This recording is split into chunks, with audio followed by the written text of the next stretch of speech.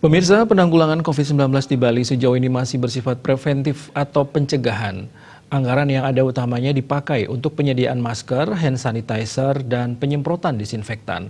Sementara dalam 1,5 bulan terakhir, masyarakat yang terdampak COVID-19 juga harus bergulat dengan pemenuhan kebutuhan pangan.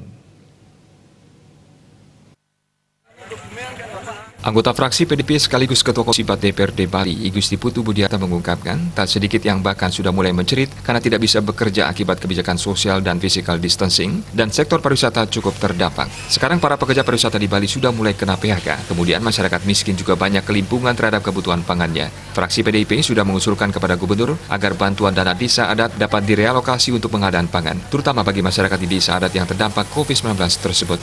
Seperti diketahui, dana desa adat sudah ditransfer ke rekening desa adat masing-masing Rp300 juta. Dari jumlah itu, Rp50 juta dapat dipakai untuk penanggulangan COVID-19, termasuk membiayai operasional Satgas Gotong Royong berbasis desa adat. Pihaknya berharap dana itu dapat disisihkan lagi sebesar Rp100 juta untuk pengadaan pangan atau sembako. Sementara itu, Ketua DPRD Bali, Inyoman Adi Wiratama, sepakat agar dana desa adat Rp100 juta dari total yang diterima Rp300 juta dapat direalokasi untuk pengadaan sembako bagi masyarakat adat yang memerlukan dalam rangka menangani COVID-19. Jika nanti kurang, pihaknya siap memperjuangkan penambahan anggaran untuk desa adat pada APBD Perubahan 2020 atau APBD Induk 2021. Pihaknya mendukung setiap langkah Gubernur Bali beserta jajarannya dan mendukung juga semua langkah-langkah masyarakat, baik secara pribadi maupun kelompok guna memutus mata rantai COVID-19 ini.